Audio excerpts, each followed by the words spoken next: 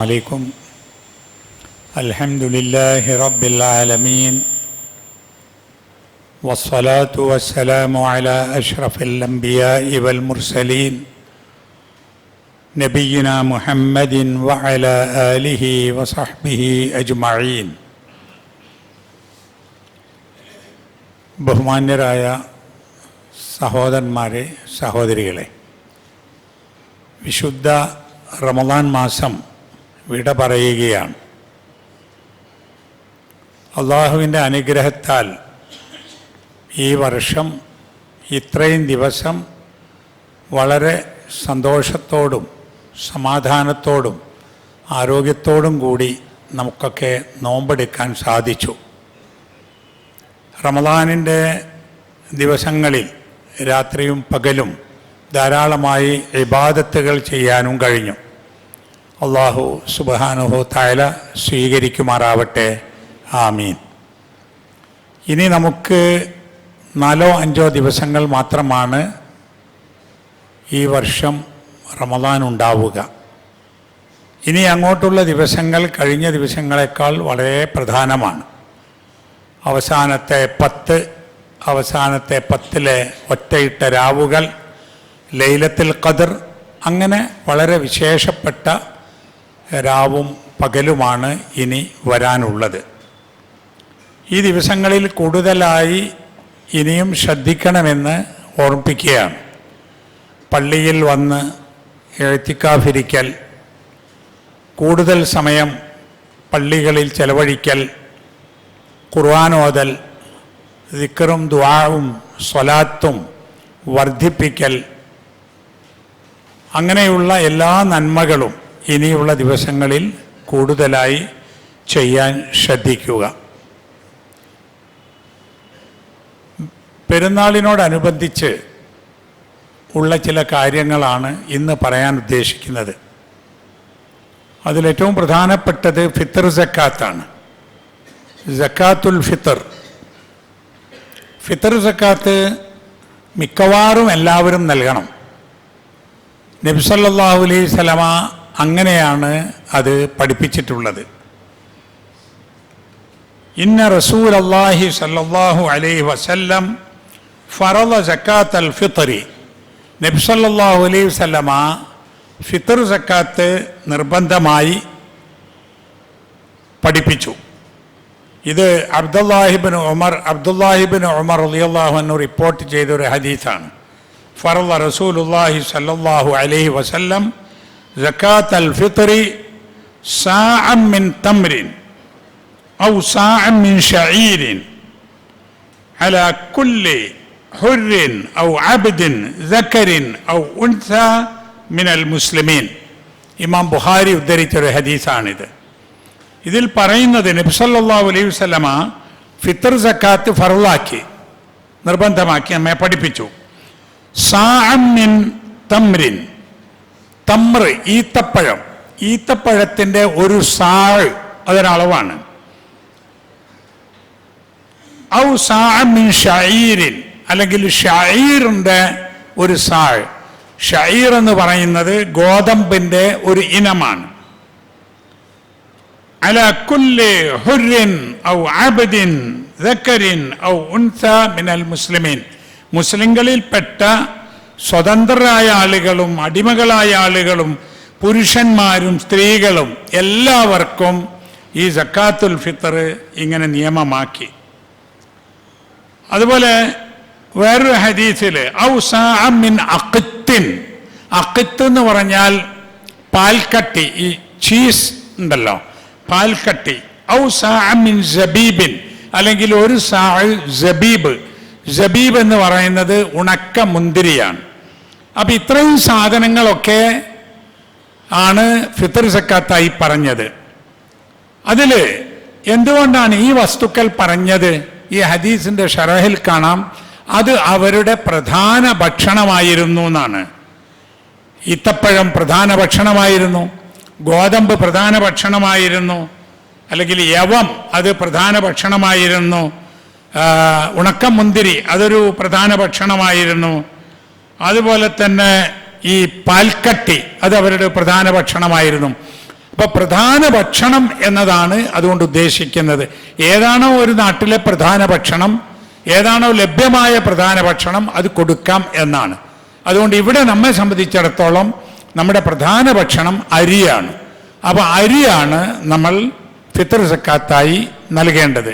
ഇപ്പോൾ വടക്കേ ഇന്ത്യയിലൊക്കെ പോയാൽ പല സ്ഥലത്തും അവിടെ ഗോതമ്പ്, ആട്ട ഇതൊക്കെയാണ് പ്രധാന ഭക്ഷണം. അതുകൊണ്ടുള്ള റൊട്ടി ഉണ്ടാക്കി കഴിക്കുകയാണ്.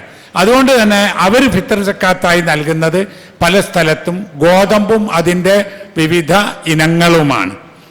ഇനി എത്രയാണ് നൽകേണ്ടത്? സാ ആണെന്ന അതിന് അളവാണത്, തൂക്കമല്ല, അളവാണ്. അപ്പോൾ ഒരു സാ ധാന്യം അല്ലെ ഭക്ഷ്യവസ്തുക്കൾ കൊടുക്കുക. ഒരു സാ എന്ന് പറയുന്നത് സാഉൻ നബി സല്ലല്ലാഹു അലൈഹി വസല്ലമയുടെ കാലത്ത് ഉണ്ടായിരുന്ന സാ അർബഅത്തു അംദാദിൻ എന്നാണ്, 4 മുദ്ദ്. ഒരു മുദ്ദ് എന്ന് പറഞ്ഞാൽ ഒരൊത്ത മനുഷ്യന്റെ കയ്യിൽ 2 കൈയും കൂട്ടിപ്പിടിച്ച് അതിൽ വാരിയാൽ എത്ര ഉണ്ടാകുമോ അതാണ് ഒരു മുദ്ദ്. അങ്ങനത്തെ 4 മുദ്ദാണ് ഒരു സാഴ് എന്നാണ്. അത് നമുക്കങ്ങനെ അളന്ന് നോക്കാം. അരി ഞാനങ്ങനെ നോക്കിയപ്പോഴേ ഏതാണ്ട് 500 ഗ്രാം, ചിലത് ലേശം കൂടും ചിലത് കുറയും. അത് അരിയുടെ വെയ്റ്റിനനുസരിച്ചും അതിൻ്റെ ഇനത്തിനനുസരിച്ചും വ്യത്യാസം ഉണ്ടാവും. അപ്പോൾ 2 കിലോ മുതൽ ചില അരികൾ 2.25 കിലോ വരെയൊക്കെ ഈ 4 കോരൽ കൊണ്ട് ഉണ്ടാകും. അപ്പോൾ സൂക്ഷ്മമായിട്ട് അതിനെ പഠനം നടത്തിയ പല പണ്ഡിതന്മാരും പറഞ്ഞത് 2 കിലോ 40 ഗ്രാം മുതൽ, ചിലർ പറഞ്ഞു 2 കിലോ 200 ഗ്രാം മുതൽ 2 കിലോ 750 ഗ്രാം വരെ എന്നൊക്കെ കണക്കാക്കിയിട്ടുണ്ട്. ചില പണ്ഡിതന്മാരൊക്കെ ഒരു സൂക്ഷ്മതയും കൂടും വെച്ച് 3 കിലോ എന്ന് പറഞ്ഞു. ഇപ്പോൾ സൗദി അറേബ്യയിലെ ഫത്വ സമിതി പറഞ്ഞത് 3 കിലോ ആണ് നല്ലതെന്ന്. അത് അവിടുത്തെ അരിയുടെ ഘനമായിരിക്കും. ഇവിടെ എങ്ങനെ എടുത്താലും നമ്മൾ നോക്കി ഏത് അരി എടുത്താലും ഒരു കോരലിൽ 500-550 ഗ്രാമിലധികം ഉണ്ടാവാറില്ല. അപ്പോൾ ഏതായാലും ഇപ്പം നമ്മുടെ പല പള്ളികളിലും 2 കിലോ 200 ഗ്രാം, 2 കിലോ 250 ഗ്രാം അങ്ങനെയൊക്കെയാണ് വാങ്ങാറുള്ളത്. അപ്പോൾ ഇത് മനസ്സിലായല്ലോ. മുഖ്യ ഭക്ഷണമായിരിക്കണം, ഒരു സാ ഉണ്ടാവണം. ഒരു സാ എന്ന് പറഞ്ഞാൽ 2 കിലോയിൽക്കാൽ കുറച്ച് അധികം ഉണ്ടാവണം.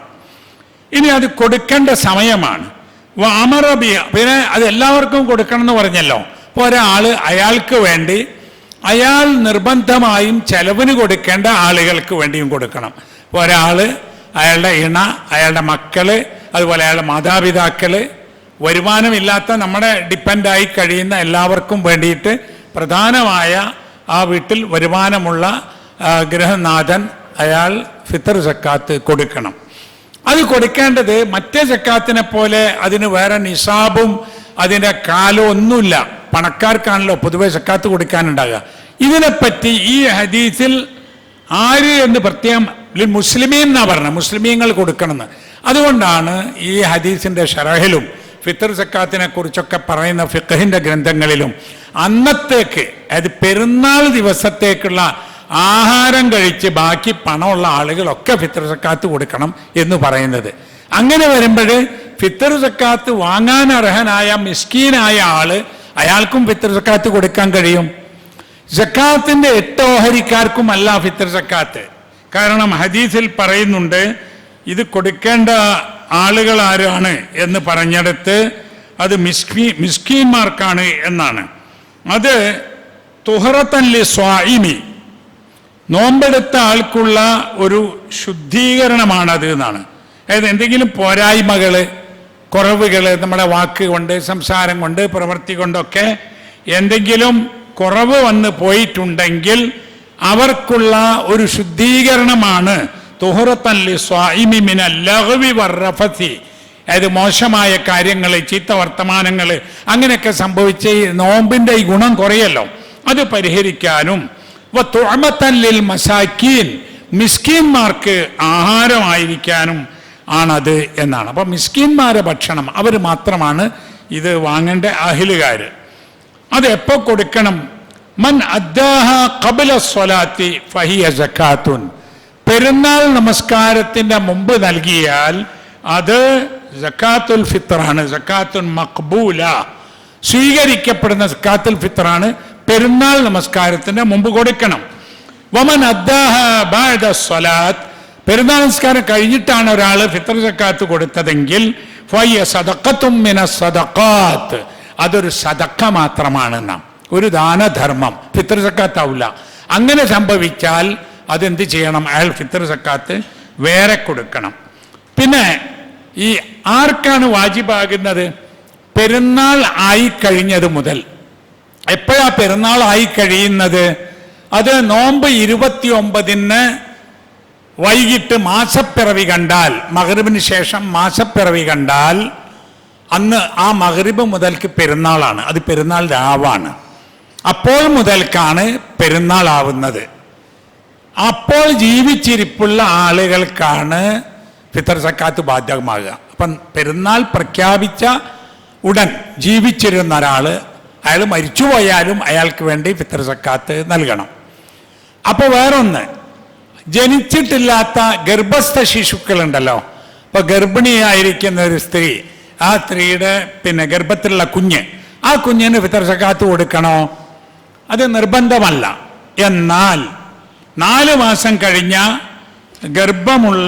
ഗർഭത്തിലുള്ള കുഞ്ഞുങ്ങൾക്ക് ഫിത്ർ സക്കാത്ത് കൊടുക്കൽ നല്ലതാണ് എന്ന് പല പണ്ഡിതന്മാരും പറഞ്ഞിട്ടുണ്ട്. അത് ആ കുഞ്ഞിനോടുള്ള ഒരാദരവും നമ്മുടെ കൂട്ടത്തിൽ ഉള്ള ഒരാളാണല്ലോ എന്നൊരു ബഹുമാനവും ഒക്കെ വെച്ചിട്ടാണ് ജനിക്കാൻ പോകുന്ന കുഞ്ഞിന് ആ കുഞ്ഞിൻ്റെ പേരിൽ ഫിത്ർ സക്കാത്ത് നൽകുന്നത്. ഇനി ഇത് എപ്പോൾ മുതൽ നൽകാം? പെരുന്നാൾ പ്രഖ്യാപനമായത് മുതൽക്ക് നൽകാം. എന്നാൽ സഹാബിമാർ പലരും പെരുന്നാളിൻ്റെ 1-2 ദിവസം മുമ്പ് ഫിത്ർ സക്കാത്ത് കൊടുത്തിരുന്നു എന്ന് കാണാം. അപ്പം അതും കൂടി കൂട്ടിയാൽ പെരുന്നാളിൻ്റെ അന്ന് നമസ്കാരം വരെ, പിന്നെ പെരുന്നാൾ രാവ്, അതിൻ്റെ 1-2 ദിവസം മുമ്പ്, ഇപ്പം പെരുന്നാൾ 28, 29, അല്ലെങ്കിൽ നോമ്പ് 28, 29, അല്ലെങ്കിൽ നോമ്പ് 29, 30. ചില പണ്ഡിതന്മാർ, ഇപ്പൊ ഷാഫി മദ്ഹബിലൊക്കെ റമദാൻ ആയത് മുതൽക്ക് തന്നെ ഫിത്ർ സക്കാത്ത് കൊടുക്കാം എന്ന അഭിപ്രായം ഉള്ളവരും ഉണ്ട്. കാരണം ചില അമലുകൾ വക്താവുന്നതിന് മുമ്പ് കൊടുത്താലും സ്വീകരിക്കല്ലോ. ഇപ്പോൾ ഒരാൾ സക്കാത്ത് കൊടുക്കുന്നത് കൊല്ലം തികയുന്നത് ഇന്ന ദിവസം നോക്കുക, അതിൻ്റെ കുറച്ച് ദിവസം മുമ്പ് കൊടുത്താലും സക്കാത്തായി പരിഗണിക്കും. ചില അമലുകൾ സമയമാവുന്നതിൻ്റെ മുമ്പ് കൊടുത്താൽ അത് അമലാവുകയില്ല. അപ്പോൾ ഏതായാലും ഏറ്റവും സൂക്ഷ്മത പെരുന്നാളായ ശേഷം കൊടുക്കാം, അല്ലെങ്കിൽ 1-2 ദിവസം മുമ്പ് കൊടുക്കാം. അത് ഈ ആളുകൾ നമസ്കാരത്തിന് പുറപ്പെടുന്നതിന് മുമ്പ് കൊടുക്കാം. ഏറി വന്നാൽ നമസ്കാരം വരെ അത് പിന്തിപ്പിക്കുകയും ചെയ്യാം. അതാണ് ഫിത്ർ സക്കാത്തിൻ്റെ നിയമങ്ങളും വിധികളും. ഒരു കാര്യവും കൂടി, ഈ ഫിത്ർ സക്കാത്ത് നമ്മളിതിൻ്റെ നിയമം ബാധ്യതകളൊക്കെ പറയുമ്പോൾ എന്താണ് അതിൻ്റെ ഒരു സാമൂഹിക വശം, അതും നമ്മൾ അറിയണം. സാമൂഹിക വശം എന്ന് പറഞ്ഞാൽ വളരെ മനോഹരമായ ഒരു ആശയമാണ്. പെരുന്നാൾ ദിവസം എല്ലാവർക്കും ആഘോഷിക്കാനുള്ളതാണ്. നല്ല വസ്ത്രം ധരിച്ച്, നല്ല ഭക്ഷണം കഴിച്ച്, ഹലാലായ വിനോദങ്ങളിൽ ഏർപ്പെടുത്തൊരാഘോഷം, പെരുന്നാൾ നമസ്കാരവും തക്ബീറും ഒക്കെ ആയിട്ട്.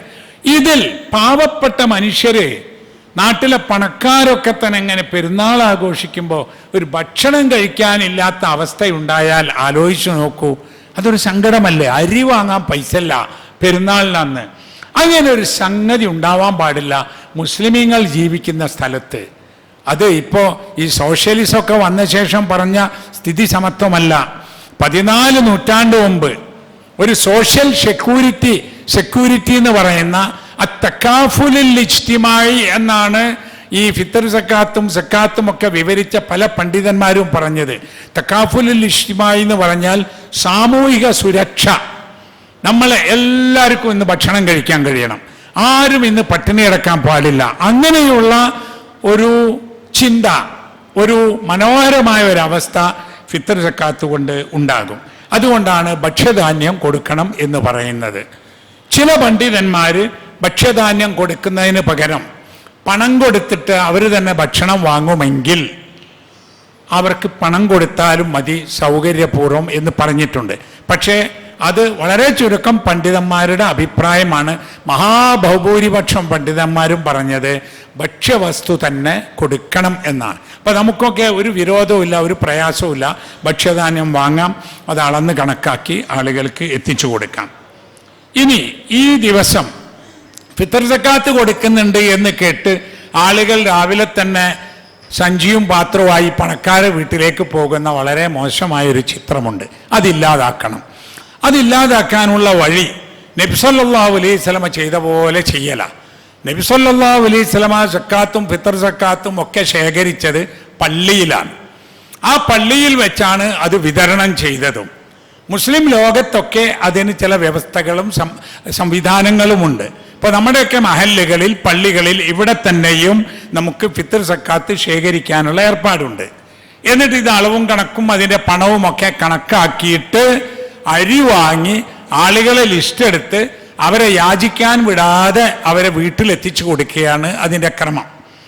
അതിലിപ്പോൾ ഉണ്ടായ ഒരു പ്രശ്നം, സംഘടിതമായി സക്കാത്തും ഫിത്ർ സക്കാത്തും അത് നൽകുന്നത് ഇസ്ലാമിക ഭരണകൂടമുണ്ടെങ്കിൽ മാത്രമാണ്. നമുക്കിവിടെ ഒരു ഇസ്ലാമിക ഭരണമോ ഖലീഫ ഇല്ലല്ലോ. അപ്പോൾ പിന്നെ ആ പണി പള്ളിക്കമ്മിറ്റിയോ അല്ലെങ്കിൽ സക്കാത്ത് കമ്മിറ്റിയോ നടത്താൻ പാടില്ല എന്ന് ചില പണ്ഡിതന്മാർ പറഞ്ഞു വെച്ചു. അതൊരു വലിയ അഭിപ്രായമൊന്നുമല്ല. ചില ആളുകൾ അങ്ങനെ പറയുന്നു, സംഘടിത സക്കാത്തിനെതിര് പറയുന്നു. അതിനൊരു പരിഹാരം, ഇന്നത്തെ ചന്ദ്രിക പത്രത്തിൽ ഒരു ഫൈസി ഉസ്താദ് എഴുതിയ ഒരു ലേഖനമുണ്ട്, നിങ്ങൾ വായിക്കണം. എന്ന് പറഞ്ഞാൽ ഈ സക്കാത്ത് കൊടുക്കേണ്ടത് ഇങ്ങനെയൊന്നുമല്ല, അത് ശേഖരിച്ച് വിതരണം ചെയ്യണം. അപ്പോൾ അതിൽ അദ്ദേഹം പറയുന്നുണ്ട് അത് അങ്ങനെ ഭരണകൂടമില്ല, അങ്ങനെയൊക്കെയുള്ള അവസ്ഥ ഉണ്ടല്ലോ. അതിനൊരു പരിഹാരം അദ്ദേഹം പറയുന്നത് എന്താണെന്നറിയോ? ഒരാളെ സക്കാത്ത് കൊടുക്കാൻ വേറൊരാളെ ഏൽപ്പിക്കാം. ഇപ്പം എനിക്ക് എൻ്റെ സക്കാത്ത് കൊടുക്കാൻ നിങ്ങളൊരാളെ ഏൽപ്പിച്ച് അങ്ങനെ കൊടുക്കാമല്ലോ, വക്കാലത്ത്. അപ്പോൾ ഒരു നാട്ടിലെ ഒരു മഹല്ലിലെ നല്ല സത്യസന്ധനായ കഴിവുള്ള ഒരു മനുഷ്യനെ നമ്മൾ തിരഞ്ഞെടുക്കുക. എല്ലാവരും സക്കാത്ത് അയാളെ ഏൽപ്പിക്കുക, കമ്മിറ്റീനല്ല, അയാളെ ഏൽപ്പിക്കുക. അയാൾ എന്ത് ചെയ്യാം? അയാളെ സഹായിക്കാൻ വേണ്ടിയിട്ട് മഹല്ല് കമ്മിറ്റിയെ ഒക്കെ ഏർപ്പാടാക്കാണ്. അതൊരു ടെക്നിക്കാലിറ്റിയാണ്, ഇത് സാങ്കേതികത്വമാണ്. ആവട്ടെ, എന്നാലും ഇത് സംഘടിതമായി നടത്തി കൊണ്ടുപോകാൻ സാധിക്കും എന്നത് നമ്മൾ മനസ്സിലാക്കണം.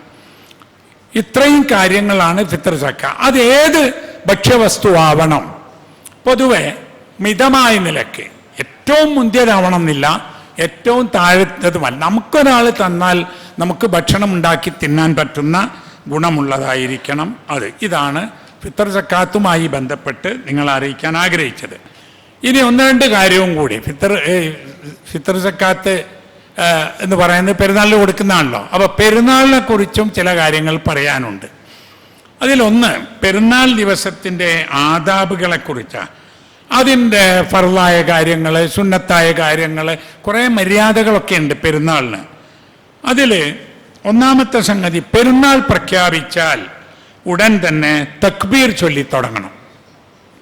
പറയേണ്ടതില്ല, എല്ലാവർക്കും അറിയാം, എന്നാലും ഓർപ്പിക്കുക. നമ്മളെ വീട്ടിൽ തക്ബീർ ചൊല്ലണം, നമ്മളിരിക്കുന്ന സ്ഥലങ്ങളിൽ, കടകളോ അങ്ങാടി എവിടെയായാലും തക്ബീർ ചൊല്ലാം. അതുപോലെ തന്നെ പള്ളികളിൽ തക്ബീർ ചൊല്ലാം. അത് ഒറ്റയ്ക്ക് ചെല്ലാം, കൂട്ടമായി ചെല്ലാം. തക്ബീർ വലിതുകബ്ബിറുല്ലാഹ അലാ മാ ഹദാക്കും വലഅല്ലക്കും തഷ്കുറൂൻ. നിങ്ങൾക്ക് അല്ലാഹു തആല ഹിദായത്ത് നൽകിയതിന് നിങ്ങൾ നന്ദിയുള്ളവരായി തീരാനും വേണ്ടി തക്ബീർ ചൊല്ലുക. അല്ലാഹു അക്ബർ. ആ തക്ബീറിലൂടെ നമ്മൾ അള്ളാഹുവിൻ്റെ മഹത്വം, വലിപ്പം വാഴ്ത്തും. അപ്പോൾ നമ്മുടെ കാര്യങ്ങളൊക്കെ അള്ളാഹുവിലേക്ക് ഏൽപ്പിക്കുന്ന ഒരു വിശ്വാസമുണ്ടാകും. നമ്മൾ അള്ളാഹുവിൻ്റെ മുമ്പിലാണ്, അള്ളാഹുവിൻ്റെ അടിമയാണ് എന്ന ഒരു ബോധവും നമുക്കുണ്ടാകും. അപ്പോൾ ഒന്ന്, തക്ബീർ ചൊല്ലണം എന്നതാണ്. രണ്ടാമത്തെ കാര്യം, പെരുന്നാൾ സുദിനത്തിൽ അതിൻ്റെ സുന്നത്തുകളിൽപ്പെട്ട കാര്യമാണ് പെരുന്നാളിന് വേണ്ടിയുള്ള സുന്നത്ത് കുളി എന്ന നിലക്ക് കുളിക്കണം. നമ്മൾ തന്നെ പ്രത്യേകിച്ച് മലയാളികൾ എന്നും കുളിക്കുന്നവരായതുകൊണ്ട്, ഒന്നോ രണ്ടോ പ്രാവശ്യമൊക്കെ കുളിക്കുന്നവരായതുകൊണ്ട് വെള്ളിയാഴ്ച ആയാലും പെരുന്നാളായാലും ഒന്നും ഒരു നീയത്തില്ലാതെ അങ്ങ് കുളിച്ചു പോകും. അപ്പം നമ്മൾ ഓർക്കണം, പെരുന്നാളിൻ്റെ കുളിയാണ് നമ്മൾ പെരുന്നാളിന് രാവിലെ കുളിക്കുന്നത്. പിന്നെ സുഗന്ധം പൂശൽ പെരുന്നാളിന് പ്രത്യേകിച്ച് നല്ലതാണ്. ഏതൊരു മനുഷ്യൻ, ഒരു മുസ്ലിമായ മനുഷ്യൻ, അയാളെ കാണുന്നതും അയാളെ കൂടെ ഇരിക്കുന്നതും അയാളോട് സംസാരിക്കുന്നതും ഒക്കെ മറ്റാളുകൾക്ക് ആകർഷണീയമായിരിക്കണം. ദുർഗന്ധം വമിപ്പിക്കുന്ന ശരീരത്തോടു കൂടി പോകാൻ പാടില്ല, അല്ലേ? ഉള്ളി തിന്ന്, പച്ച ഉള്ളി തിന്ന് പള്ളിയിലേക്ക് വരരുത് എന്ന് പറഞ്ഞു റസൂൽ സല്ലല്ലാഹു അലൈഹി വസല്ലം. അത് കൂടെ നിൽക്കുന്ന ആൾക്ക് ദുർഗന്ധം ഉണ്ടാക്കും. ചില ഈ പുകവലിച്ചൊക്കെ വരുന്ന ആളുകൾ അങ്ങനെ അങ്ങോട്ട് പള്ളിയിലേക്ക് വന്നാൽ അടുത്തിരിക്കുന്ന ആൾക്ക് എന്തുമാത്രം പ്രയാസം ഉണ്ടാകും. അപ്പം സുഗന്ധം പൂശൽ നല്ലതാണ്. പെരുന്നാളിന് ഉള്ളതിൽ ഏറ്റവും നല്ല വസ്ത്രം ധരിക്കാം. ഉള്ളതിൽ ഏറ്റവും നല്ല വസ്ത്രം, പുതിയ വസ്ത്രമായാൽ കൂടുതൽ നന്ന്. ഇനി പുതിയ വസ്ത്രം വാങ്ങാൻ കാശില്ലെങ്കിൽ ഉള്ളതിൽ ഏറ്റവും നല്ലത്. കാരണം നമ്മൾ മനസ്സിലാക്കുന്നത് പെരുന്നാളാണ്. അവിടെ ഏതെങ്കിലും ഒരു കുപ്പായ എടുത്ത് ഏതെങ്കിലും ഒരു തുണി കൊടുത്ത് അങ്ങനെയല്ല. ഇന്ന് പെരുന്നാളാണ്. അത് നേരത്തെ ഒരുങ്ങി അന്നത്തേക്കുള്ള വസ്ത്രം ഒരുക്കി വെക്കാം. അതുപോലെ പെരുന്നാളാണ് എന്ന നിലക്ക് നല്ല ഭക്ഷണവും മറ്റേ ആഹാര സാധനങ്ങളൊക്കെ ഉണ്ടാക്കുക. ഇതിൽ വേറൊരു സംഗതിയുണ്ട്. നമ്മൾ ജീവിക്കുക നമ്മളെ കുടുംബത്തിലെ, ഇപ്പം നമുക്കും നമ്മുടെ മക്കൾക്കും വീട്ടിലുള്ള ആളുകൾക്കും ഒരു പെരുന്നാളാണ് എന്ന് തോന്നുക എങ്ങനെയാണ്? ഇപ്പം പ്രത്യേകിച്ച് എല്ലാ ദിവസവും എല്ലാവർക്കും നല്ല ഭക്ഷണമുണ്ട്, എല്ലാവർക്കും നല്ല വസ്ത്രമുണ്ട്, പ്രത്യേകിച്ചൊന്നും തോന്നുന്നില്ല. പക്ഷെ എൻ്റെയൊക്കെ പ്രായത്തിലുള്ള ആളുകൾക്ക് അവർ കുട്ടിക്കാലത്ത് പെരുന്നാളിനെ കാത്തിക്കേനും. എന്താ പറയുക, പെരുന്നാളിനാണ് ഒരു പുതിയ വസ്ത്രം ഉണ്ടാകുക. സ്കൂൾ തുറക്കുമ്പോഴൊന്നുമല്ല, പെരുന്നാളിന്. അപ്പോൾ പെരുന്നാളിന് കുറേ നേരത്തെ വസ്ത്രമൊക്കെ വാങ്ങി തയ്യൽക്കാരൻ്റെ അടുത്ത് കൊടുത്ത്, എന്നിട്ട് പെരുന്നാളിന് അന്ന് രാവിലെയൊക്കെയാണ് ഇത് അടിച്ചു കിട്ടുക. അപ്പോൾ പുതിയ കുപ്പായ ഇടാനുള്ള പൂതി മക്കൾക്കുണ്ടായിരുന്നു. പെരുന്നാളിനന്നാണ് ഒരു നെയ്ച്ചോറ് വെക്കുക, അന്നാണ് കുറച്ച് ഇറച്ചി വാങ്ങുക, അന്നാണ് പലപ്പോഴും ഒരു പപ്പടം പൊരിക്കുക. അപ്പോൾ കുട്ടികൾക്കൊക്കെ പെരുന്നാൾ വരുന്നുണ്ട്, അന്ന് നല്ല ഭക്ഷണം എന്ന് ആഗ്രഹിച്ച് നിന്നിരുന്നു. അപ്പം നമ്മൾ ഉള്ളതിൽ വെച്ച് ഏറ്റവും നല്ല വസ്ത്രം ധരിച്ചും സുഗന്ധം പൂശിയും ഉള്ളതുകൊണ്ട് നല്ല ഭക്ഷണം ഉണ്ടാക്കിയുമൊക്കെ പെരുന്നാൾ ആഘോഷിക്കണം. പെരുന്നാൾ നമസ്കാരത്തിന് പോകുമ്പോഴേ തക്ബീർ ചൊല്ലിപ്പോണം. പള്ളിയിലേക്കും ഈദ്ഗാഹിലേക്കൊക്കെ പോകുമ്പോൾ അവിടുന്ന് തിരിച്ച് വഴി മാറി വരണം. അതും ഒരു സുന്നത്താണ്. അപ്പം നമ്മൾ നടന്നു പോകുന്ന ഒരു വഴിക്കാണെങ്കിൽ നടന്ന് തിരിച്ചു വരുന്ന വേറൊരു വഴിക്ക്. അതെന്തിനായിരിക്കും എന്ന് റസൂൽ സല്ലല്ലാഹു അലൈഹി വസല്ലം പറഞ്ഞിട്ടില്ല. പക്ഷേ പണ്ഡിതന്മാർ പറഞ്ഞ് കാണുന്നവർക്കൊക്കെ സലാം പറയാം, അവർക്കൊക്കെ ആശംസകൾ അർപ്പിക്കാം. അതും ഒരു സുന്നത്താണ്, പെരുന്നാൾ ആശംസകൾ. ഇപ്പോൾ ഓരോ പ്രദേശത്തും ഓരോ രൂപത്തിലൊക്കെ പറയും. സഹാബിമാരൊക്കെ പറഞ്ഞ് തഖബ്ബലല്ലാഹു മിന്നാ വമിൻകും, നമ്മുടെ ഇവിടേക്കാണ് ഈദ് മുബാറക്, പെരുന്നാൾ ആശംസകൾ. അപ്പം ആ സന്തോഷം പ്രകടിപ്പിക്കുന്ന ആശംസകൾ പറയലും നല്ലതാണ്. പിന്നെ പെരുന്നാളിൻ്റെ അന്ന് കുടുംബബന്ധം പുലർത്തൽ. ഇപ്പോൾ മക്കൾ വളരെ ദൂരെയാണ്, മാതാപിതാക്കൾക്ക് അവരൊന്ന് വിളിച്ചു നോക്കാം, മോളെ പെരുന്നാൾ എങ്ങനെയുണ്ട്. മക്കൾ ദൂരെയാണ്, അവർ മാതാപിതാക്കളെ വിളിക്കണം. എന്നിട്ട് എങ്ങനെയുണ്ട് ഉമ്മ അപ്പ പെരുന്നാളൊക്കെ ആരൊക്കെ വന്നു, അങ്ങനെ ഒരു സന്തോഷം. അതുപോലെ തന്നെ അടുത്തൊക്കെയുള്ള ആളുകളെ കാണാൻ പോവുക, സന്ദർശിക്കുക, അങ്ങോട്ടും ഇങ്ങോട്ടും സന്ദർശിക്കുക, കുടുംബക്കാരെ സന്ദർശിക്കുക, സുഖമില്ലാത്ത ആളുകളെ സന്ദർശിക്കുക. അപ്പോൾ കുടുംബബന്ധം, മനുഷ്യബന്ധം ശക്തിപ്പെടുത്താനും ഈ പെരുന്നാൾ നമ്മൾ ഉപയോഗിക്കണം. എന്നല്ലാതെ പെരുന്നാൾ സ്കെച്ച് പോയി കിടന്നുറങ്ങുന്ന രൂപമല്ല. പിന്നെ ഉള്ളത് വിനോദമാണ്. വിനോദം, ഹലാലായ വിനോദങ്ങളൊക്കെ പെരുന്നാളിന് നല്ലതാണ്. ഇങ്ങനെ അന്നും ഇങ്ങനെ ഒരു ബലം പിടിച്ചുകൊണ്ട് വാപ്പ വന്നാൽ മക്കൾ പേടിച്ച് കുത്തിരിക്കുക, അങ്ങനെയല്ല. റസൂൽ സല്ലല്ലാഹു അലൈഹി വസല്ലമയുടെ വീട്ടിൽ ആയിഷ ബീവി റളിയല്ലാഹു അൻഹ പറയുന്ന ഒരു സംഭവമുണ്ട്. പെരുന്നാളിൻ്റെ അന്ന് 2 പെൺകുട്ടികൾ, ചെറിയ കുട്ടികൾ പാട്ടുപാടി. അങ്ങനെ പാട്ടുപാടിയപ്പോൾ അബൂബക്കർ സിദ്ദീഖ് റളിയല്ലാഹു അൻഹു വന്നിട്ട് അതിൽ അനിഷ്ടം കാണിച്ചു. അതായത് ഇങ്ങനെ എന്തിനാ അവിടെ പാട്ടുപാടുന്നത് എന്ന് ചോദിച്ചു. എന്തൊരു ഷെയ്ത്താൻ്റെ പരിപാടി എന്നൊക്കെ പറഞ്ഞു. അത് നബി കേട്ടപ്പോൾ നബി സല്ലല്ലാഹു അലൈഹി വസല്ലമ പറഞ്ഞ എന്താണെന്നറിയോ? അബൂബക്കർ സിദ്ദീഖ് റളിയല്ലാഹു അൻഹുവോട്, ദാഹുമ, അവരെ വിട്ടേക്ക്. എല്ലാ സമൂഹത്തിനും ഒരു പെരുന്നാളില്ലേ? ലിക്കുല്ലി ഖൗമിൻ ഈദ, ഇന്ന ലിക്കുല്ലി ഖൗമിൻ ഈദ. ഓരോ സമുദായങ്ങൾക്കും ഓരോ ആഘോഷങ്ങളുണ്ട്. വഹാദ ഈദുന, ഇത് നമ്മളെ പെരുന്നാളല്ലേ, മക്കൾ പാട്ട് പാടിക്കോട്ടെ എന്നാ റസൂല പറഞ്ഞത്. അപ്പം നമ്മൾ പെരുന്നാൾ ദിവസം നമുക്കും നമ്മുടെ മക്കൾക്കും ആനന്ദകരമായ ഹലാലായ സംഗതികൾ ചെയ്യാം. ഇപ്പം പ്രത്യേകിച്ച് നമ്മൾ ചെയ്യുകയും വേണം. അപ്പം മക്കളെ കൂട്ടിയൊക്കെ അടുത്തൊരു സ്ഥലത്തേക്ക് ഒരു ടൂറ് പോകാം. ആ പോകുമ്പോൾ വഴി നമുക്ക് നമസ്കരിക്കാം. അതുപോലെ അവർക്ക് ആവശ്യമുള്ള സംഗതികൾ വാങ്ങിക്കൊടുക്കാം. ഹറാമിലേക്ക് പോവാതിരുന്നാൽ മതി. നമ്മളെ മക്കളെയും നമ്മുടെ ഭാര്യയെയും ഭർത്താവിനെയൊക്കെ കൂട്ടി ഇതൊന്നും ആഘോഷിക്കുന്നില്ലെങ്കിൽ അവർ പിന്നെ അതിൻ്റെ കളം വിട്ട് ഹറാമിലേക്ക് എത്തിപ്പോകും. അങ്ങനെ വരാതിരിക്കാനും നമ്മൾ പെരുന്നാൾ ആഘോഷിക്കണം എന്നുകൂടി ഓർമ്മിപ്പിക്കുകയാണ്. ഇതാണ് ഇന്ന് പറയാനുള്ളത്. പിന്നെ പെരുന്നാളിൻ്റെ നിസ്കരിക്കാൻ പോകുമ്പോൾ ഒരു സുന്നത്ത്, ചെറിയ പെരുന്നാളിന് നബി സല്ലല്ലാഹു അലൈഹി വസല്ലമ പോയത് കുറച്ച് ഈത്തപ്പഴമൊക്കെ കഴിച്ചിട്ടാണെന്ന്. ഈത്തപ്പഴം കഴിക്കുമ്പോൾ ഒരു സുന്നത്ത്, അത് ഒറ്റയായി കഴിക്കൽ സുന്നത്താണെന്ന്. 1, 3, 5, 7 അങ്ങനെ. അപ്പം ഏതായാലും ഒരു ഭക്ഷണം കഴിച്ച് ചെറിയ പെരുന്നാളിന് നിസ്കരിക്കാൻ പോവാം. ബലിപ്പെരുന്നാളിന് നിസ്കാരം കഴിഞ്ഞു വന്നിട്ടായിരുന്നു നബി സല്ലല്ലാഹു അലൈഹി വസല്ലമ ഭക്ഷണം കഴിച്ചിരുന്നത് എന്നാണ്. പിന്നെ ഈ പെരുന്നാൾ നമസ്കാരത്തിന് എല്ലാവരും കൂടിയാണ് പോകേണ്ടത്. മുതിർന്നവരും പ്രായം കുറഞ്ഞ കുട്ടികളും പുരുഷന്മാരും സ്ത്രീകളും എല്ലാവരും കൂടി, അങ്ങനെയാണ് ഹദീസിലുള്ളത്. അതിൽ സ്ത്രീകൾ പെരുന്നാൾ നമസ്കാരത്തിന് ഈദ്ഗാഹിൽ പോകുമ്പോഴേ ഇപ്പം നമസ്കാരം പാടില്ലാത്ത അവരുടെ ആർത്തവ കാലത്ത് പ്രസവിച്ച് കിടക്കുന്ന കാലത്തൊക്കെ ഉണ്ടല്ലോ, അവർക്കും ഈദ്ഗാഹിൽ പോവാന്നല്ല അന്ന് പോയിരുന്നു എന്നിട്ടോ അവരവിടെ ഇരുന്നാൽ മതി. എന്നിട്ട് ഈ സന്തോഷം പങ്കുവെക്കുക, ദുആയിൽ പങ്കെടുക്കുക, നിസ്കാരത്തിൽ അവിടെ ഉണ്ടാവുക, അത്രയൊക്കെ തന്നെ. അപ്പം എല്ലാവരും കൂടെയാണ് പെരുന്നാൾ നമസ്കാരത്തിന് പോവേണ്ടത്. ഇത്രയും കാര്യങ്ങളാണ് ഇന്ന് സൂചിപ്പിക്കാനുള്ളത്. ഇനിയുള്ള ദിവസങ്ങൾ വളരെ വളരെ ശ്രദ്ധിക്കുക, കൂടുതൽ ഇബാദത്തുകൾ ചെയ്യുക. ഒരു മാറ്റം, അതായത് റമദാൻ്റെ മുമ്പുണ്ടായിരുന്നതിന് ഒരു മാറ്റം നമുക്ക് റമദാനിൽ ഉണ്ടായില്ലേ? ഇല്ലെങ്കിൽ ഇവിടുന്ന് അങ്ങോട്ട് നോക്കും. ഒരു അരമണിക്കൂർ ഞാൻ പള്ളിയിലിരിക്കും, ഒരു അരമണിക്കൂർ ഞാൻ ഖുർആൻ ഓതും, കുറച്ചു നേരം ഞാൻ ദുആ ചെയ്യും എന്ന നിലയിൽ നാം നമ്മിൽ ഒരു മാറ്റം ഉണ്ടാക്കുക. അതുപോലെ ദാനധർമ്മങ്ങൾ ചെയ്യുക. ഇതൊക്കെ പ്രത്യേകം ശ്രദ്ധിക്കണം എന്ന് ഓർമ്മിപ്പിക്കുന്നു. അല്ലാഹു സുബ്ഹാനഹു വ തആല നമ്മെ അനുഗ്രഹിക്കുമാറാവട്ടെ.